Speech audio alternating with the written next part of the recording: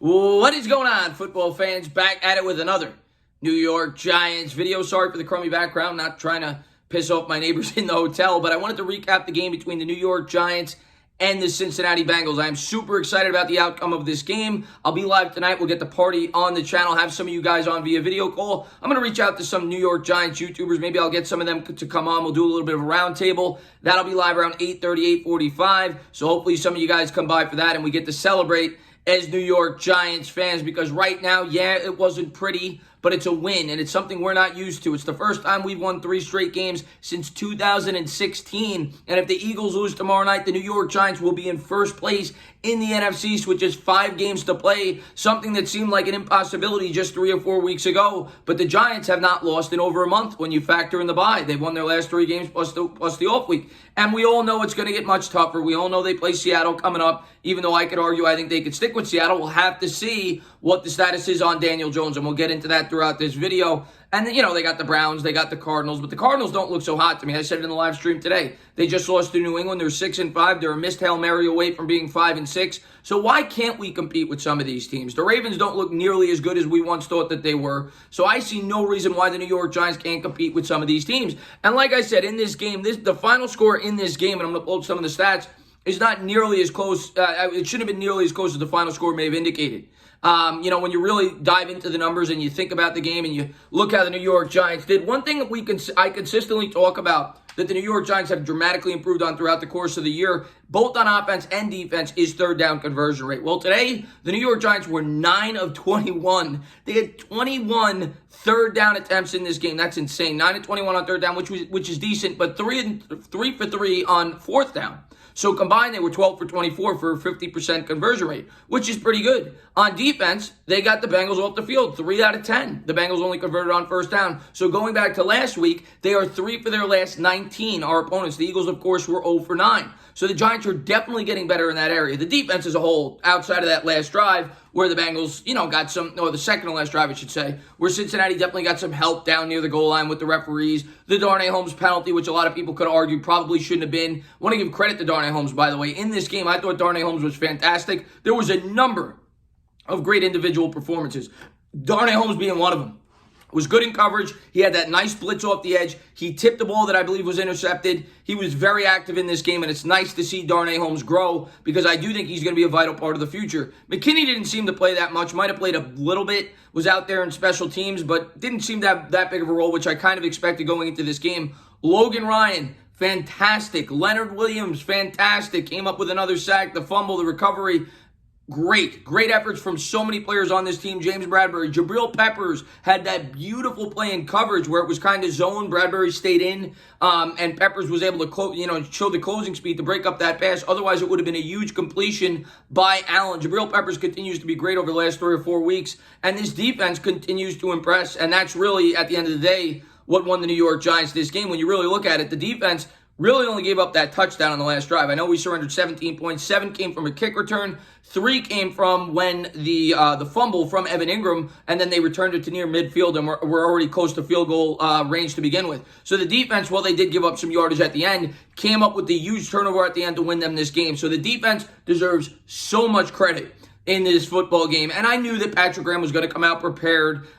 They were fantastic. With a week to prepare for this game with a banged-up Cincinnati team, I knew that the New York Giants would come out with a very good defensive game plan, and that's exactly what you got. I mean, their quarterback, I think, only had 130 yards passing, and he got most of that on the last drive. Their offense was non-existent throughout the entirety of this game, and the time of possession continues to be incredibly leaning towards the New York Giants. When you look at the time of possession, the TOP, in this game, the New York Giants possessed the ball for nearly 38 minutes, 37 minutes and 26 seconds. I talked about going into this game over the last 3 contests. The New York Giants had the best time of possession of anybody in football. That's how good they've been in that area. For the year, they still ranked 22nd. That's certainly going to move up after this week. They'll probably be around league average. Over the previous, 6 seasons, the Giants ranked no better than 27th, I think it was, when I did my research. I think 2014 was the last year they ranked better than that, where I think they ranked 10th. So they continue to be very impressive in that area, and a lot of it has to do with the defense getting off the field on third down,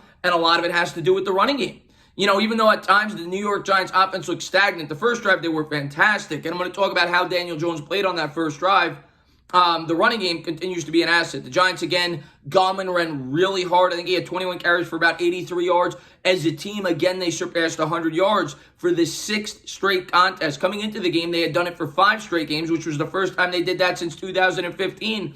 I got to go and do my research for you guys to find out the last time they had 100 yards on the ground for 6 straight contests. Overall, I thought the offense looked pretty good. They just had that really crucial turnover by Evan Ingram, the fumble. If that doesn't happen, the Giants, they probably score a touchdown there. And they probably have a touchdown on the drive where Daniel Jones gets hurt when they brought in Colt McCoy. This game would not have been close had it not been for the Evan Ingram fumble and it had not been for Daniel Jones going down with the injury. McCoy came in, he was obviously rusty and he's not the same player Daniel Jones is. And they only scored 3 points on that drive. And if Ingram doesn't fumble, well, you don't give the Bengals 3 and you get at least 3 on that drive. But that offense was rolling there. I think they were going to probably punch it in for 7. The other thing that I really like in terms of the run was staying committed to it. On that first drive, they get down at the goal line, and I want to backtrack a little bit and talk about the pass to Evan Ingram, which was a really nice catch by Ingram. Slayton was non-existent in this game. He did drop a ball that kind of went off his fingertips that was kind of reminiscent of the drop by Evan Ingram. If Slayton were to lay out, he probably could have held it in. But I want to talk about the pass to Evan Ingram on that drive. One, they stayed committed to the run throughout the entirety of that drive and throughout the entirety of this game. As a matter of fact, I want to pull up the running stats and really look at how many carries they had as a team. Oh my God. I always like to look at that, and we're going to get into that in a second. But the maturation of Daniel Jones has really been on full display. And like I said, we all hope he's healthy. He had the hamstring thing, and we'll see what the doctors have to say tomorrow. But you saw him make a check at the line of scrimmage during that play to Evan Ingram. He saw something in the defense, and he took advantage of it. Daniel Jones, you could visibly see, is developing better pocket awareness. And the offensive line, hats off to them, were phenomenal today. Quarterback wasn't sacked. Daniel Jones helped him out sometimes, though. He was able to glide in the pocket, buy time for his wide receivers to get open down the field. And overall, while Jones had 1 or 2 missed thrown balls, he had a really strong outing again. Again, it's now been 10 or 11 quarters, how many quarters he played in today's game, where Jones has not turned the football over. He's been absolutely fantastic. In terms of the game plan, what I love to see, when is the last time, I said it last week, that you could say that the New York Giants had 36 carries as a team?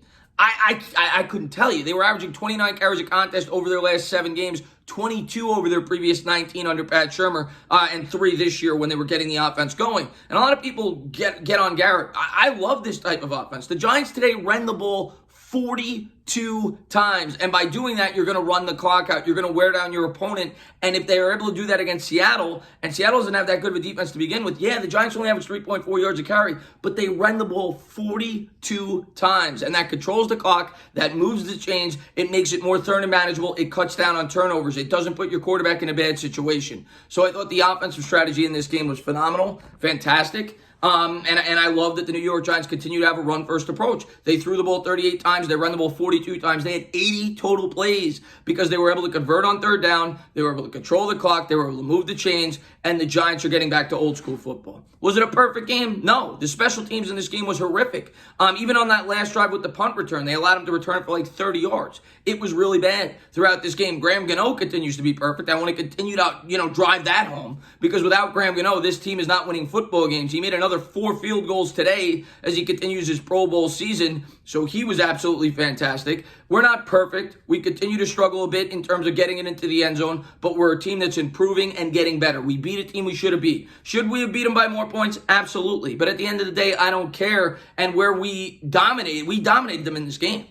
That we just made some crucial mistakes, and on special teams we weren't good. But good teams, not that I'm saying we're good yet, but teams that are improving find ways to win games. If you would have asked me week 4, based off the things that happened in this game, the New York Giants allow a kick return to go for a touchdown, the crucial fumble by Evan Ingram, Daniel Jones gets hurt, all the things we had to overcome. If this happened in week 4, I don't care that Burrow's not playing, the Giants lose this game. The New York Giants found ways to overcome things in this game, stay with it, and find a way to win this football game. They didn't let adversity get them down. They found a way to get it done, and the defense closed it out, and they absolutely deserved this win. I thought Colt McCoy did a decent job when he stepped in. The stats may not indicate it. He had that big conversion on third down, which would have closed out the game. They got called for the holding penalty, which goes back to Cam Fleming. And the offensive line had a couple of crucial penalties. Fleming had 2. I think Zeitler had 1. But I want to talk about the offensive line as a whole.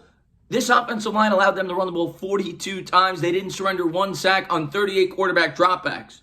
The offensive line was fantastic. And for all the Andrew Thomas doubters, where you at?